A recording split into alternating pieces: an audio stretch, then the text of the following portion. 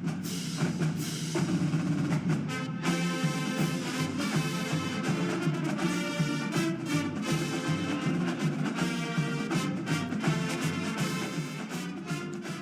again, everybody, and welcome to another edition of Inside Furman Athletics. I am Dan Scott. It is great to have you with us another week as we're watching this post another round of storms. As we're recording it, I should say. It is gorgeous from our office/studio here in the football building overlooking Paris Mountain, and it just so happens that the football field during the spring doubles as the lacrosse field, and that's what we are talking today with Gail Wallach, her first season as the head coach of the Furman lacrosse program. How you doing? I'm great. Thanks for having me. It is good to have you. We were talking a while ago. We had you on the show last April, I guess it was, to introduce you to the Furman fans, or at May, whenever it was, right after you'd been hired, and I think your comment to me was, it seems like 10 years ago. It definitely feels like a long time. All good, though. Has it been a little stressful since getting hired and hitting the ground running? I mean, just, putting a team together and setting the standards and continuing recruiting and, navigating the landscape here at Furman, I think, and what was ahead of us. Yeah, it's been wild. It's been great. How much of the roster did you have to turn over? After the group that graduated, we brought in 6 transfers over the summer, and just the class of 2024 who came in, just navigating them and get them going, and trying to find the places where they fit in and start developing them and all those things. Are you one of the coaches who I've talked to many of them whose mantra is that the best thing about freshmen is they become sophomores? I think, everyone always says that, but I want them to be sophomores now, so I kind of coach them like they're seniors. You know what I mean? I don't want to wait. and that's a kind of an old timer saying, sure. quote unquote. Sure. The reality is with so much going on in the world of amateur sports before they ever get to the college ranks, the skill set is now so much more advanced than it was, say, 15, 20 years ago. Sure. I mean, everyone, whatever your sport is, a lot of athletes are, focusing in on one sport, playing one sport year-round, training differently, lifting earlier, speed and conditioning, all of that stuff has definitely changed for sure. Do you like athletes that when you're recruiting and looking at bringing in players to your program, do you like the quote-unquote one-sport single-minded athletes, or do you like the athletes who are more well-rounded and play different sports in high school? I mean, the multi-sport athlete just brings a different mindset, IQ. They've seen a lot so that they're able to handle things while they're happening on the field because they've played multiple sports and they've been in a million different situations. And that player is a different player for sure. I think, that's, they've had multiple coaches, different styles. They're used to, balancing, handling, juggling, all of those things. But sometimes, that's kind of hard to find these days, for sure.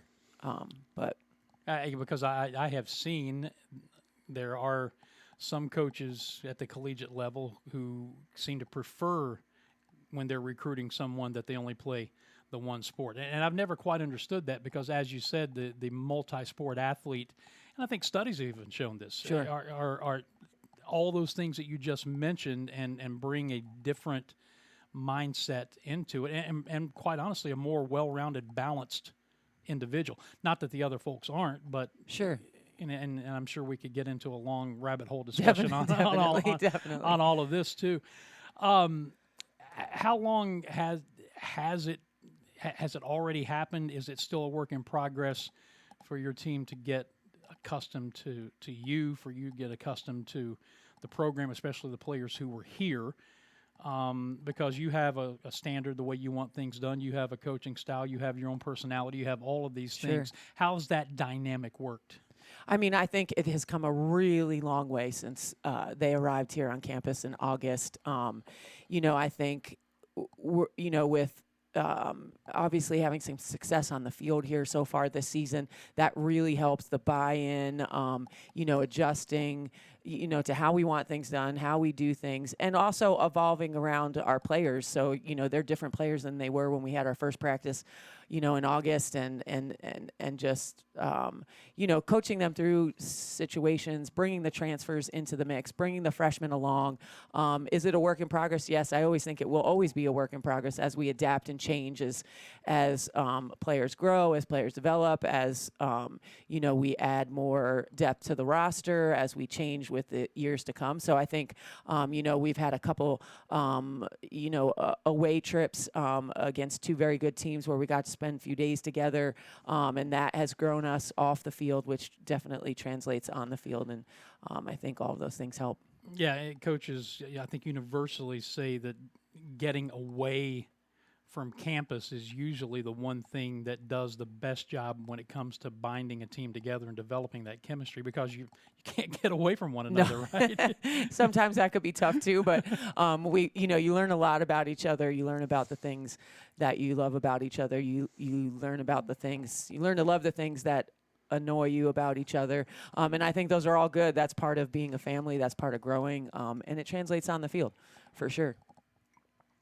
Yeah, I think almost 36 years in, my wife is still trying to learn to love some of those things about me that annoy her, but that's another story for another day.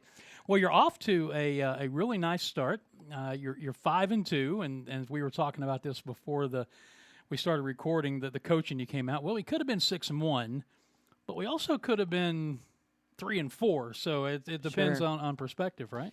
Yeah, I think we started off opening up with a very good ODU team who was also 7-2 or 6-3, I believe. So that was our first game, and that's a lot on the table. So we grind that one out, and great experience learning how to be down, how to come back, how to be down again in a game, how to come back. Yeah, I mean, we've had a few close games on the W side, and we've had a close game with UMBC, 2-goal game on the loss side. So, that swing could have gone either way, but really pleased and excited about, where we are right now at this point. You were chosen preseason 3 in the Big South. Fair in your estimation? Yes, that's where I put us in the preseason, right? Yeah. I mean, preseason rankings are, they're fun. They're based a lot on previous results where the season ended last year. And I think, there's a long way to go. None of that is truth to be told, right? I think that's just, where you're starting in the spring, and, no one has played a conference game yet. So we'll learn a lot here in the next couple weeks where everybody is, and excited for it. How do you go about, and we're going to talk about the conference opener coming up here in just a bit. We're visiting with Gail Wallach. We're talking Furman lacrosse here on this week's edition of Inside Furman Athletics. But when you come into a situation where you're brand new, how do you go about learning and assessing the conference that you're going to be competing in? Sure. I think, just the way that it works now, I mean, it changes so fast, and the transfers, and, it's taken a minute. So as we're watching along the way as a coaching staff and preparing for the conference and having some perspective, I've played a couple conference teams previous to this, so I have a little bit of perspective there. But just, we've been preparing for the conference, at the same time as preparing for our preseason games. Yeah, I think, I think everyone's in the same situation with us too, right? We're not the same Furman anymore. We have different philosophy. We have different defensive schemes, different offensive schemes. A lot of people who are new, who are contributing, big minutes, big numbers for us this spring. So I think everybody, I think a lot of teams that are returning have been doing a lot of the same things for a long time. It's now just learning their players, not so much what they run. But for us, I think teams have to, I think we're in a different situation. And teams are probably thinking, okay, we're not understanding what they're doing yet. So I think it goes both ways. Yeah, so preseason polls are what they are. We Sure. know that, but you're third as a team. But you had Anna Roser, who was picked as the Big South preseason offensive player of the year, which is a nice accolade for her. 7 games in, how's that working out? I mean, I think great. I mean, definitely she led the conference in scoring last year. I think, she's proven that, leading us in goals this year. Her efficiency is high. We're excited about that. The good thing is, we're almost 50% assisted offense, which is high in lacrosse, and I think that's made her more efficient. And as even though we're sharing the ball more and have more scoring options, she's still producing. She's still a threat. She's dangerous out there, no matter if she has the ball or not has the ball. So I'm excited to see, as she continues that into the conference and makes a little more noise. Tell me a little bit more about some of your frontline players. Yeah, I mean, we're getting a 1-2-3 punch with Roser, Harmon, and Toole. They've led us in scoring in the 1-2-3 in all but one game. So it's exciting to see that group, and as they grow more, working together, and then as we start to develop some of the other players who have come a long way. I mean, we've had multiple games with 9 or more people putting up points, which is a big deal. So then, it makes us difficult to guard, even though we do have, some potent scorers out there. Because if you guard one, then there's another. If you guard one, then there's another. And we have a good offensive scheme going out there where girls are understanding their roles, further developing them. And that's fun to coach. That's fun to watch and tough to play against. So thanks to Wesley Herring, your SID, he tells me that right now, with one non-conference game remaining, you rank first in the league in assists per game at 6.57, points per game at 21, shot percentage at 521, fewest turnovers per game at 12.86, and the goals against average at an even 10. And as of March the 16th, led the nation in shot percentage, top 30 in assists per game, points per game, scoring defense, scoring margin, scoring offense, and turnovers per game. Those are all pretty lofty numbers. Yeah, that makes it tougher, actually, when you put those numbers out there when we start playing people, because they, that's, where they'll try to plan against that. I mean, what we do offensively is, we're all about, we're a points-driven team. That's just my focus. That's what we do as a coaching staff. As we look at it now, I'm like, well, we definitely need to get more shots off if that's where we're at, right? We've led the country in shot percentage for a while now. So we've got to work on getting more shots off, but we work on high efficiency, high percentage shots, a little more conservative than most. Even though we're putting up good numbers, we are pretty conservative from my teams in the past, because we really want to make sure we're taking care of that ball. And when defense can, when they do their job for us, they just give us more opportunities, and we know that we can, just be really efficient there and do the right thing. How are you doing off the draw? We have a group of 4 who consistently take it for us, so we're well prepared. My top assistant, Sarah Farley, is doing an amazing job with that group and just well prepared. It changes each game who starts in that position, because we're super prepared for who we're going up against, and then going 1, 2, 3, 4 more deep. I mean, this past weekend we played the #1 draw girl in the country, so that was a tough challenge at Arizona State, and she's she was tough, and we cycled through a little bit just to make it as difficult. So we're prepared either way, whether we're on the offensive with the draw or we're on the defensive, we're still planning to win it. So a lot of strategy there, and that it's proved well for us. So I'm happy there. I think we'll do well in the conference on that side. Talking Furman lacrosse with Gail Wallach on this week's edition of Inside Furman Athletics. So as mentioned, you're 5-2 on the season. You got one non-conference game remaining, and that is Saturday against Queens here at Paladins Stadium at 2 p.m. And then you open Big South Conference play on March 26th, which will also be here at Paladins Stadium against Gardner-Webb. Yeah, we love home games. Who doesn't? Just after a long day of classes and all that they have to do and taking some travel off the table is a nice thing. Yeah, we'll finish this non-conference off with Queens here at home, a team that we've have played in the last couple of years. And I think that, we're prepared to, do really well on the draw. So we'll see a little more offensive draw-minded team, start a few more attackers on the field, and just be super aggressive going into this game as we prepare for the conference opener. So exciting to start this year off in conference play. It seems like it's gone fast, but it also seems like, wow, we haven't played a conference game yet. So we're excited, just going into that game, just doing what we do, putting some pieces together. And, we've seen some development with some new players over the last few games that we're excited about to add to that mix here midway through the season. Coming in when you did mid to late spring to take over the program a year ago and preparing for this season, is there a point that you felt like you were finally not drinking from the fire hose? Yeah, I think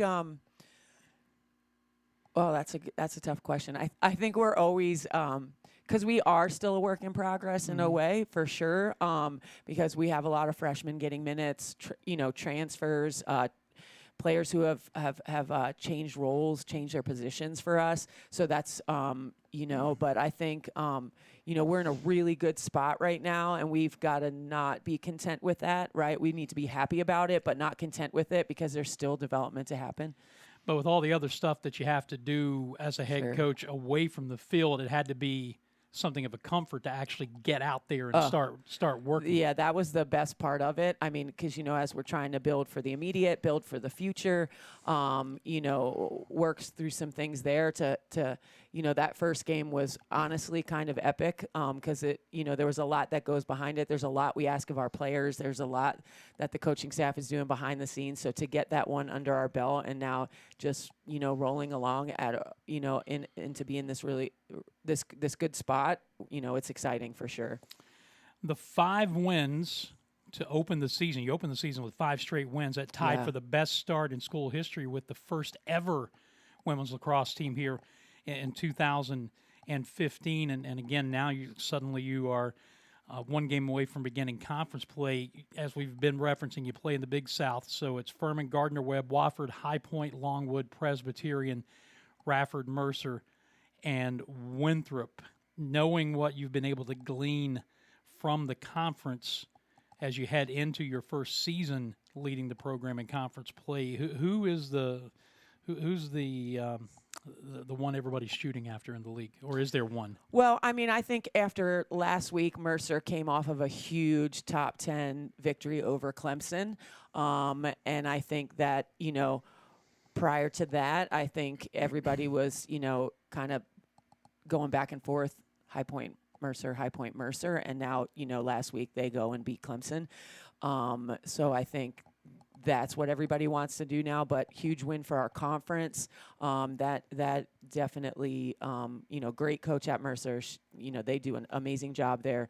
That just puts some, increases the RPI in our conference and who we are and what we do.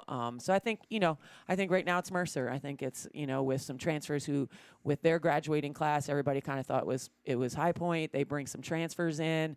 They lost a couple of big name players. Mercer did as well. But, now as we all get a little deeper in the season, I think everybody's, thinking Mercer for sure. Have we left out anything?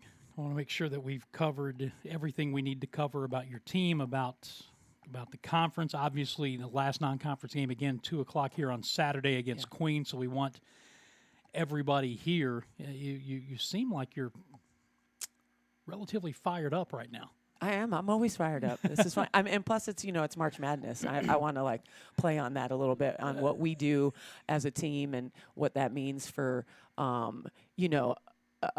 just Division I athletics in general. I mean, the buzz around campus with, men's basketball making the NIT. That's a big deal. All of our, tennis is playing well, and golf is playing. I mean, it's just amazing, right? Softball's about to start conference play. I mean, I think when you're at a school like Furman and that's that buzz and exciting, and we've had great show out for our games. And I think, you just want to feed off of this as everybody's, getting into the thick of it. Well, again, we'll remind you that on Saturday here at Paladins Stadium, the final non-conference game of the season between Furman and Queens at 2 o'clock, and then on the 26th of this month, back here at Paladins Stadium, opening Big South play against Gardner-Webb, and then that's, I guess, when, as they say, the rubber starts to meet the road. No right? doubt. That's like you think preseason is a grind sometimes as you go through this, but that's when it kind of, it's for all the marbles. Yeah, no kidding. Gail referenced the men's basketball team making the NIT. I'll just make Dwight Covington happy and tell you that he would love to take some of your money and sell you a ticket to get you out to Denton, Texas for the North Greenville Furman matchup coming up on Wednesday night, 8 p.m. Eastern Time against the Mean Green with Bob Ritchie's Paladins going for win number 26 on the season. First NIT appearance since 2019. FurmanPaladins.com. You can find all the ticket info there. Of course, you can also find out all of the schedule and broadcast information for Gail's lacrosse team there as well. And I will just remind you, radio, we will be in Denton, Texas on Wednesday night to bring you the broadcast on the Fan Upstate, beginning with the Pepsi pregame at 7:30 p.m. Thank you so much for dropping back by and spending some time with us. Anytime. Yeah, all you have to do now is just go keep winning, right? No pressure. That's the plan. No pressure at all. No. Next week, it is one of those weeks, and you know what I'm talking about. Ask the AD is on the schedule with Jason Donnelly, so be sure to tune in for that and have a cup of coffee, because that one will go quite a bit longer than this one, I'm pretty sure. They usually do, though. Jason takes a lot of time to get into the weeds with you fans a bit on some of the questions that you have, and we look forward to having him. And then on the 31st, Matt Davidson, and that'll close out the month of March. For Gail Wallach and for all of us here at Furman, I'm Dan Scott, as always, saying God bless you, and so long, everybody.